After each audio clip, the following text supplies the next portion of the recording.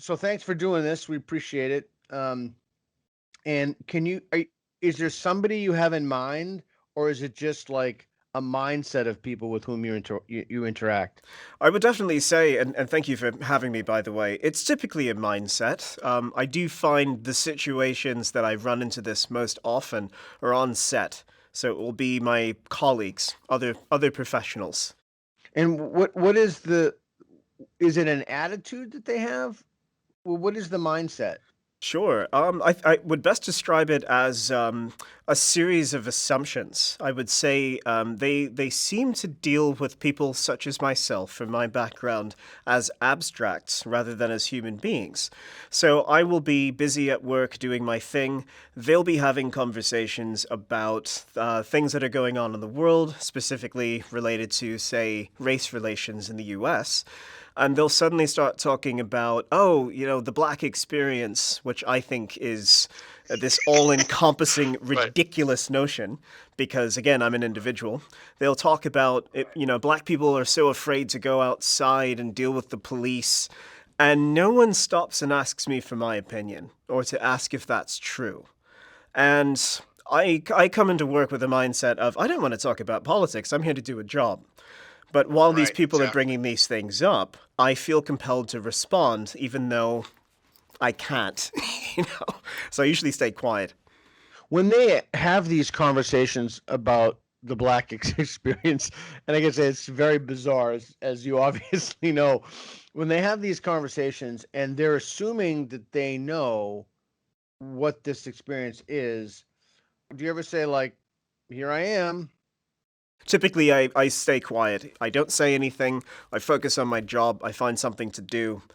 But I do not speak up because I have been, perhaps of my own making, somewhat frightened of standing out and challenging this mindset and losing jobs, losing opportunities as a result. I can totally see that. If your goal is to just keep your job and not limit your employment opportunities, in this very rare context, it might be best. I mean, you may have adopted the best strategy, which is to simply not say anything. If you want to up it in terms of levels of difficulty, it would be to have your employment opportunities not affected at all and engage them at the same time. Hmm. How's that sound? I would agree with that, and I think ideally that would be my goal.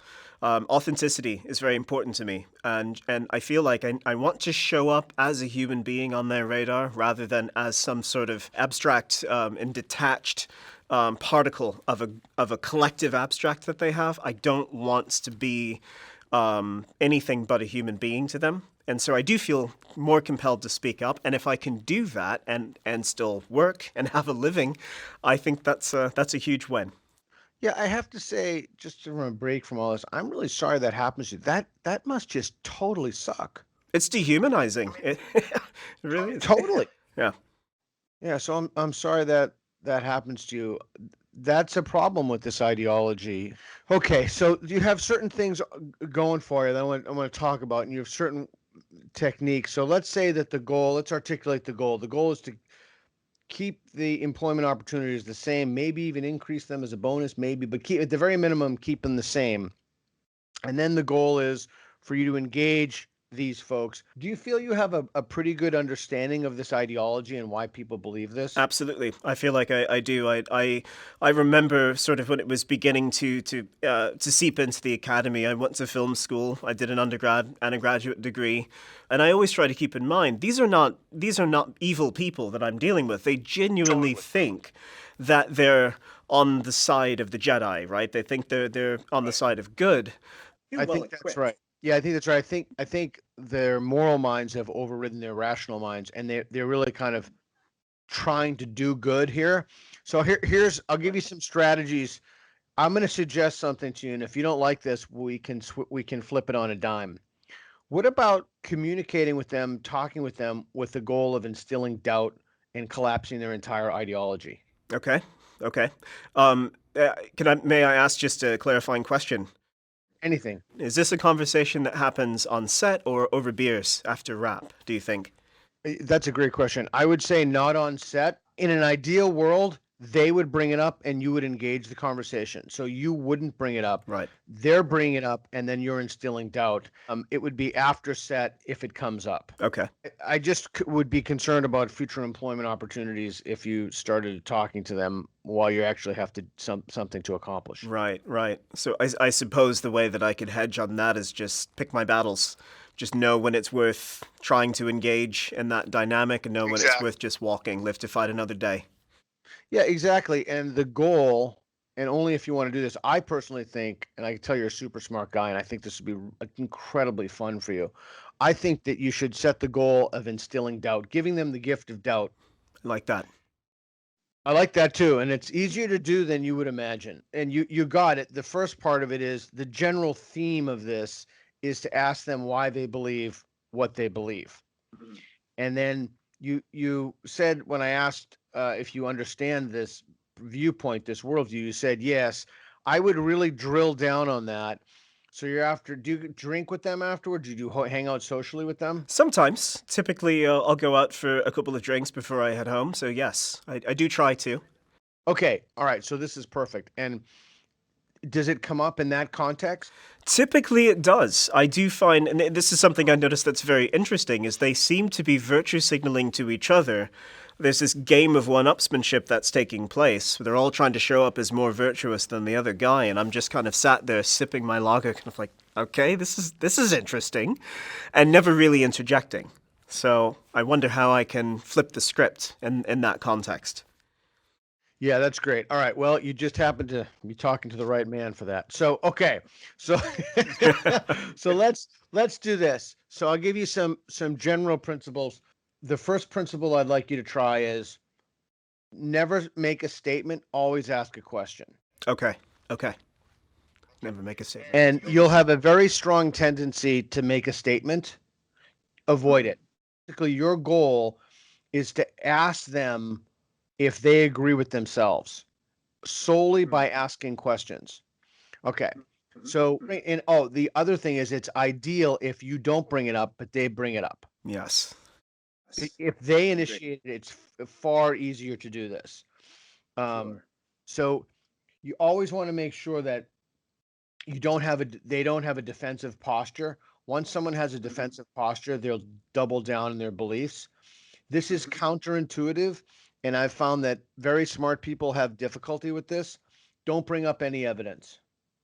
Okay. No evidence. Huh. It elicits the backfire effect. No statistics, nothing.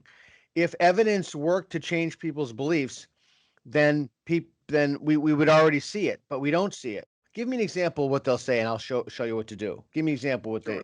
Okay, a recent example would be, every time black people go out, they're afraid if they're going to get shot by the police. They're going to be harassed unnecessarily. So I just want to make sure I understand that. When black people in the U.S. go out, Right. they're afraid of being shot specifically, being pulled over. What are they afraid of? Being hunted down and gunned down by the police. That's what was actually said on a set that I worked on a few months back. Okay. Did you see how I said, so you said it, and then I repeated it back to you? Mm-hmm. And then did you see the last thing you said was right? So ideally what you want to get is that's right. Comes from hostage negotiation. So if they say something and you say, so you place the burden of understanding on yourself. I just want to make sure I understand this. Mm-hmm. And then you repeat it back to them in their own words, maybe change a few words. And then when they say, yeah, oh, that's right. Now you know you understood it. And your goal is to always do the best job you can when you repeat it back as a question. I just want to make sure I understand this. Say that, is that, do I have that right? Do I have that right? Right? That will make sure their defensive posture is low. You're setting the soil for belief revision, right? Mm-hmm. You keep the defensive posture as low as possible. Right. Okay. Now they say yes. That's right. They says yes, that's right. That's ultimately if they say that's right. So then you can have any one of a number of things. By the way, this is always better if the conversation has fewer people. Mm-hmm. 1-on-1 is the best. 2-on-1 is the next best. 3-on-1 is the next. But 1-on-1, you'll always get more.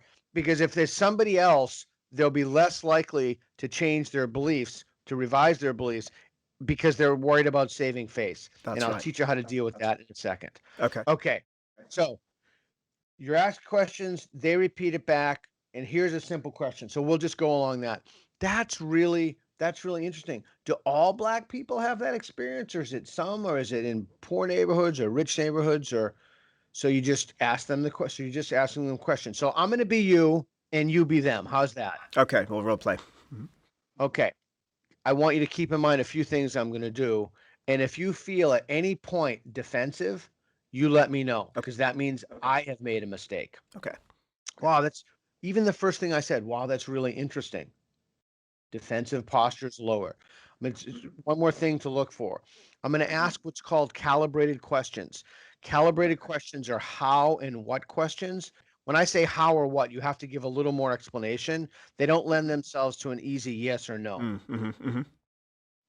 Okay, so let's do it. So, that's really interesting. I just want to make sure I'm clear. So, is that all black people, or some black people, or who's afraid of being hunted by the police? Well, look at you see on the news media all the time, man. You know they're being hunted in the streets. It doesn't seem to cross any class boundaries. Just every single black person that I've encountered or I've seen on television, they're scared. They're terrified. I don't think it's limited to any community. That's really interesting. I'm I'm still thinking about something you said that made me think about the being shot. Uh, I'm no expert in this at all, but like roughly how many black people do you think were shot in, say, 2018 or 2019? Like, roughly. Roughly, By the police. probably 3,000 or so. You know, I mean, we Huh. heard of a few high-profile ones. I mean, there was I can think of two, three off the top of my head. But this sort of thing it's happening every day. It seems like there's always police activity. People are always getting shot. 9 times out of 10, you see black faces involved. Right. Yeah. So this is really interesting. So let's go with this. So, because I'm trying to learn about this too. I'm trying to figure this out as I go, and I certainly don't want to pull my phone out here. I want to have this conversation. So let's just go with that number of 3,000. I don't know if it's right. Let's just go with it. So let's say 3,000 black people were shot by the police in 2018. How many white people roughly do you think would be shot? Like, if you were to guess. If I was to guess, what area are we talking about? Give me a city. The U.S., the whole, like, in the same thing for the 3,000 blacks in the U.S. How many whites do you think were shot by the police? Roughly, nationally. Probably about, I would say, let's go with 2,500, maybe around the same. I guess there were more white people in the country than blacks, so, you Right. know. So if there are more black, and again, I'm trying to figure this out myself. So if there are more whites in the country, you would expect those numbers to be much higher. Yeah, I guess so. Okay. So this is really interesting. So let's say that instead of 3,000 uh, blacks who were shot, there were 6,000. Would you be more confident in the belief that the police were hunting black people? And this is where I think I'd start feeling defensive because I would have to kind of say to myself, but there's systemic racism, there's racial profiling, there's the Right. blacks look I'm given scary to all that. people and all that. Yeah, that's where I Okay. think the defensiveness would come in Yeah. if I can break character. So at some point, when people start revising, or the Greeks call it aporia, wondering, a little bit of defensiveness. My goal, which will be your goal, is to keep that low. Mm. So let's just run with the 3,000 figure. Let's say there were 6,000 black people shot by cops in 2018 or 19. Oh, I can't remember what I said. Um, it would seem to me that we should all be more confident. If there are double that number of people, we should be more confident that the police are hunting black people in the street if it's 6,000, right? Right. I mean, that just makes sense. But let's say that it's even more than 6,000. Let's say that it's 12,000. Let's say that it's 4 times more than 3,000. Wouldn't you be more confident in that belief? Shouldn't somebody be more confident in the belief that the police are hunting black people? I would say so, but again, just proportional to population, I guess maybe more white people will be shot just because of there are more white people in the country. Right. Okay, let's bracket the white people for a second, and so let's just say that the number of whites remained the same, but the number of blacks went from 3,000 to 6,000, 12,000. Every single person, every reasonable person would say, wow, this is clearly an indicator. We would all be justified in raising our confidence that the police were hunting black people in the street, Right, I right? would agree with that. Yes. Yeah, I think every reasonable person would agree. I agree. You agree. Okay. But instead of 3,000, what if that number were 1,500?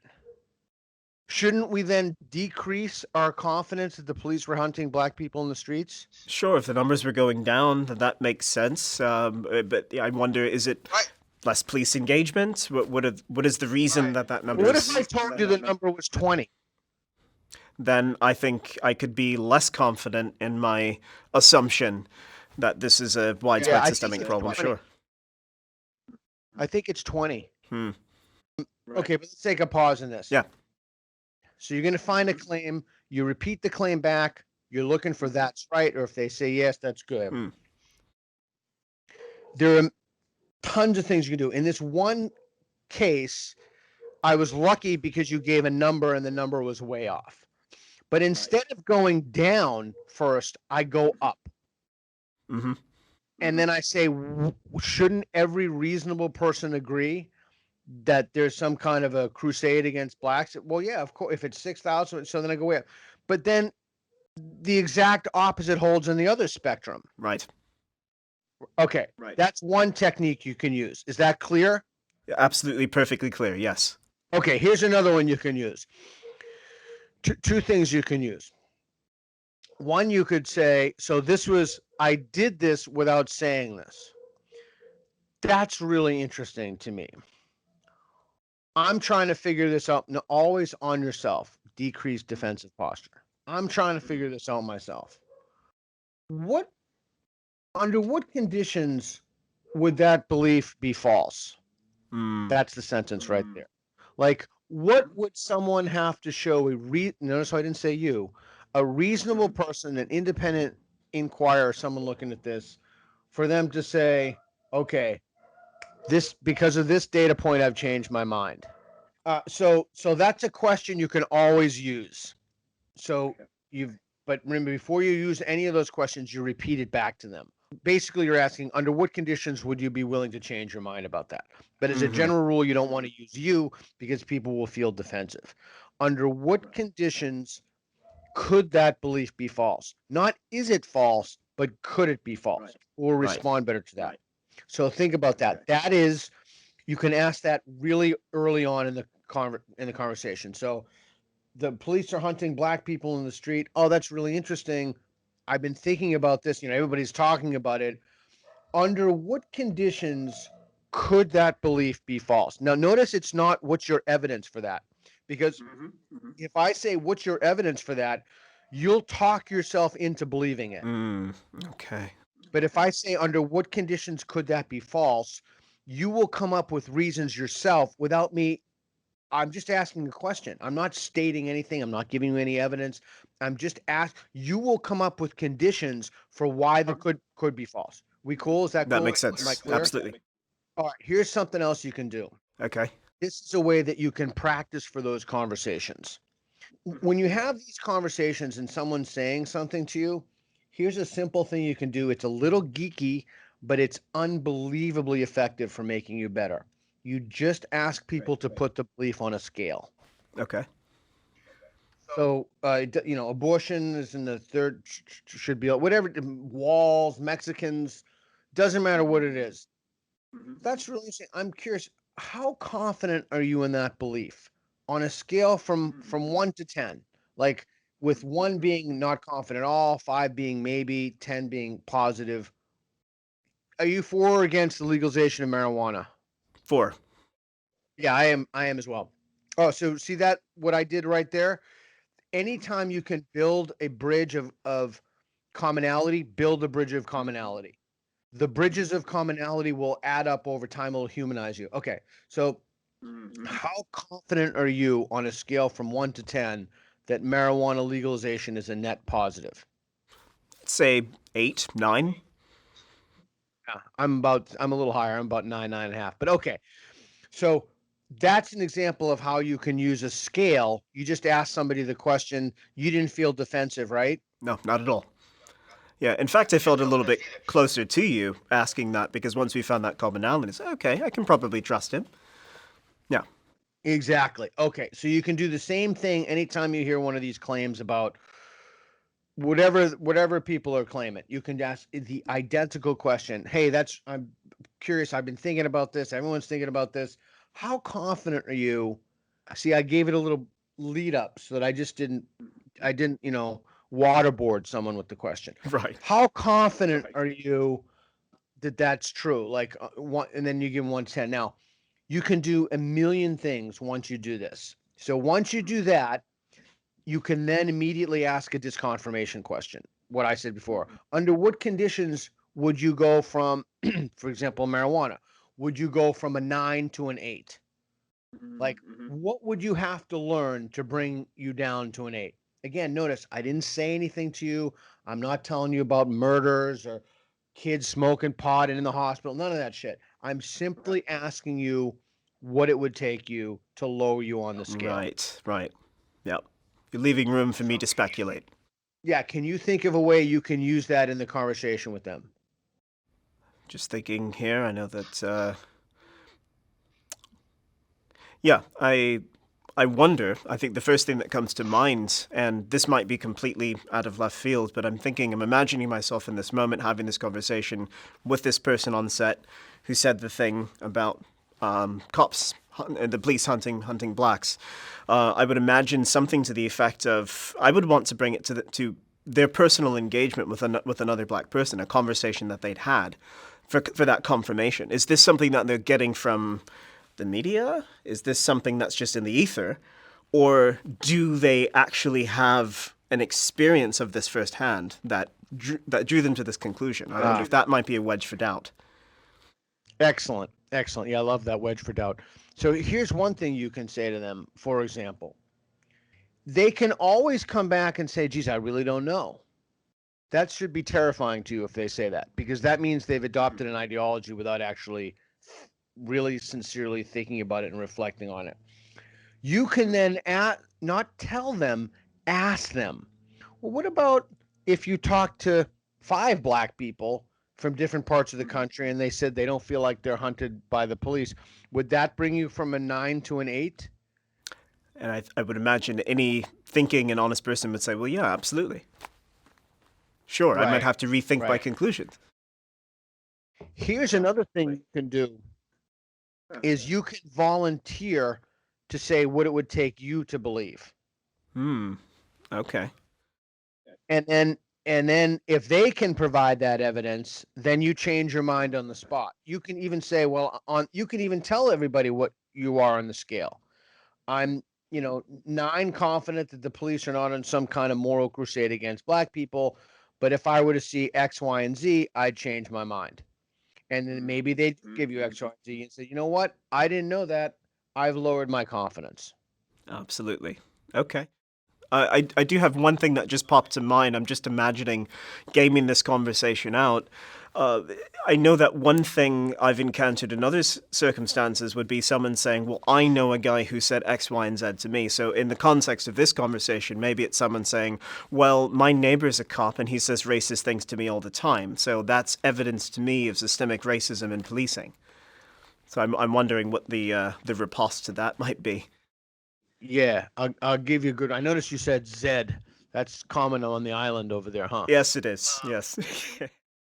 So this is what I would say. That's really interesting. It's not. I'm hoping you can explain it to me. How does one racist cop saying something translate to systemic racism? Why is that just not an instance of racism? Why is that endemic of a system? Okay. Okay. Huh. All right. So let's say that there there are no stools at the bar. You got to sit at a table. You're sitting at a table. Everybody wants to virtue signal. They think that you think something, so that they want to show you that they're an ally or a good person or what have you. Yeah. And so they say something, and in that context already, it's set up so that they're not going to revise their beliefs, or certainly they're not going to admit it. Here's what you say in those situations. So again, the theme here is you always place the burden on yourself. This is called a golden bridge. Here's the worst thing that you can do. So then we're gonna flip it. You're a fucking idiot. Like, how long did it take you to figure that out? Like, you should have figured that out a year ago. Like, how could you be so stupid to fall for some idiotic ideology that all white people are X? Like, all of them? Really? All of them? Okay. That's the opposite of a golden bridge. So here's a golden bridge. Man, I have struggled with that so much. I felt exactly the same way until I learned X, Y, and Z. Z. Right. Yeah. So that's the opposite. So you want to give them a bridge that they can walk across. You don't want to close off the potential. You don't want to make them feel bad. You want to make them say, yeah, like, you know what? That's great. I also believe that. I feel that. I see that. Or what have you. Like, so when every time you build a golden bridge, you're giving someone an opportunity to save face. Yes, no, that does make sense. And it seems to me you're also building affinity as well. That's exactly correct. And you always place it on yourself. Like, you show a little vulnerability. I thought the same thing, man. Like, I was right there with you. And then boom. Okay. A golden bridge then is giving someone an opportunity to revise their beliefs without making them feel bad about it. And the way you do that is that you show your own vulnerability for a time when you believe something and then change your mind. Yeah. Yes, that makes perfect sense. Okay. I did have a question. I don't know if there's time to get into this, but I think I'll put it out there anyway. Maybe we could pick it up at another time, which I'd love to do. But I'm imagining a scenario where we're all at the table. There's an exchange between two people. I'm the third wheel listening to this whole thing go on. I create that golden bridge. What happens when the other person begins to interject? They begin to sort of throw pot shots into the conversation. Excellent question. That's why. I'm sorry, I was just going to say maybe their perception is that I'm creating conflict and they want to defend their colleague. That's an outstanding question. That's why you always want to do it one-on-one. That's why Mormons send people to the door in twos, because of the save face thing. Right. So that is an astonishingly difficult question, because people won't even allow themselves to feel doubt if they think that their friends are watching them. They need to, they have their egos, and their friend is kind of reinforcing their belief. That is a very, very difficult question. It's not going to be an answer that you're going to like, but it depends on the conversation, the context, what's led up to that. Has the person spoke? There are so many variables in that. Here's one thing you can do, but you have to be a little bit careful with it. And it's a gendered thing. Here's what I would do if I were in that situation. If it's a man, I would calmly place my hand on his hand and say, I want to hear what you have to say, but I'm really listening and trying to understand. And then I put the person's name in blank's point of view. Right. If it's a woman, I would not do that, because the next thing you know, it's nothing good that's going to come from that for you. Of course. So if it's a guy, I would reach and I would just say, I want to hear what you have to say. Yeah. And I really want to listen to this right now. I'm really focused on this. And then you just turn. But that kind of acknowledging and then physically turning, usually people will get the message. If it's not always, again, it's an incredibly difficult question. That makes perfect sense. And it seems like a simple enough move. If I can keep my head, recognize what's going on, and be able to engage in that move. Yeah. So one thing I did that I made a mistake, and be gentle with yourself because we make mistakes, is you don't want to use the word but. right. but it's a habit. But it's a habit, right? Yes, it is. You using the word but, it's it's from improv comedy. It's called yes anding. So someone will say something, you say yes and. Yes, and yeah. Yeah, and you can even feel if someone says, "Well, I know I see what you're saying, but listen to this. Just think that. I see what you're saying about marijuana legalization, but compared to this, I see what you're saying about marijuana legalization, and Right. you see, you even feel different. Like it doesn't feel like it's negated everything you've said. Absolutely. So I'm going to teach you a Jedi mind trick. Fantastic. This is the closest thing to a Jedi mind trick that exists. But you got to be careful with this. So this is called alter casting. This is incredibly easy to do, but you have to make sure you do it right, or it's a be a catastrophe. So it's so stupid and so simple, but it is the singularly the most effective technique that I have ever come across. Alter casting is bizarre. There's some quirk or Achilles heel or something in our cognitive architecture. The secret to this whole thing is that you have to be willing to revise your own beliefs. If you are willing to revise your own beliefs when you ask someone that disconfirmation question and then they say, well, what do you think or whatever, or you even volunteer, well, this is what it would take me. If you're actually sincere about that, every attempt that you have to instill doubt will be magnified by 10,000 your effectiveness. There's something that people have that they can just pick up on that. It's very weird, but it's true. Okay, so now back to the alter casting. Okay. So I'll give you a few examples of alter casting. You're casting somebody in a role in a single sentence. So I'll give you an example. So I went to a PTA with my kid, and my kid's teacher was doing this whole section on gentrification and how bad gentrification is. And I don't think gentrification is bad.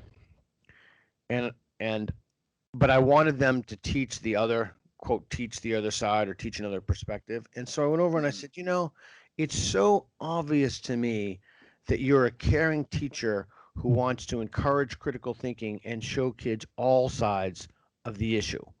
What are you doing to show them the positives of gentrification? Immediately she started talking about something.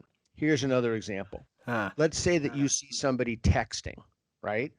And you say to them, holy shit, dude, you are a fast texter. They will live to the role and try to text faster. Yeah. Yes. Yeah. It is called alter casting, and it is the closest thing that exists to a Jedi mind trick. Now, here's how you can use it. Let's say that you're in a conversation with one of these people and having a couple drinks after work. Maybe things get a little heated, or you can tell you don't want to wait until they get heated. You want to do this before they get heated, because then it's heated and won't work. So you say, well, you really strike me as the kind of person who's, and then you put in whatever you want. Right. You literally construct anything you want, any identity you want for them. You really struck me as the type of person who's good at these conversations and keeps their cool. You've just alter casted them into the role of a civil conversation partner. You really strike me as the kind of person who's willing to revise your beliefs on the basis of evidence. You really strike me as the kind of person and then insert whatever you want them to be, and it is a fucking mind blow how people will live to that. Wow. That's fantastic. Yeah. It's fantastic. It's a single sentence. The whole thing takes about 10 seconds, 8 seconds. Here's the other way that you can alter cast somebody. You can this is the one that I love to do, but this is a little trickier. You can take their favorite solution off the table. So when you do this for a while, you realize something about this. People will have well-rehearsed defenses to their conclusions. Cops are hunting black people. Abortion is murder. We need a wall. We need no wall. Everybody should be a vegan. We need more pig killing, although I've never heard that one. But What people won't have is well-rehearsed defenses to their epistemologies, to the way they came to those Right. conclusions. So you almost never want to engage someone's conclusion because they practice all the time, and you invoke a defensive posture. But when you start asking people like really like, wow, that's interesting. Like, how do you know that? Like, how do you really know that?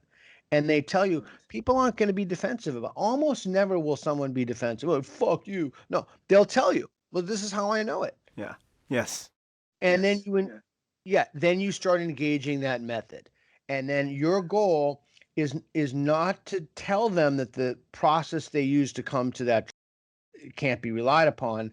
Your goal is to ask them targeted questions to see if they actually believe that process they use can justify the confidence they have in their belief.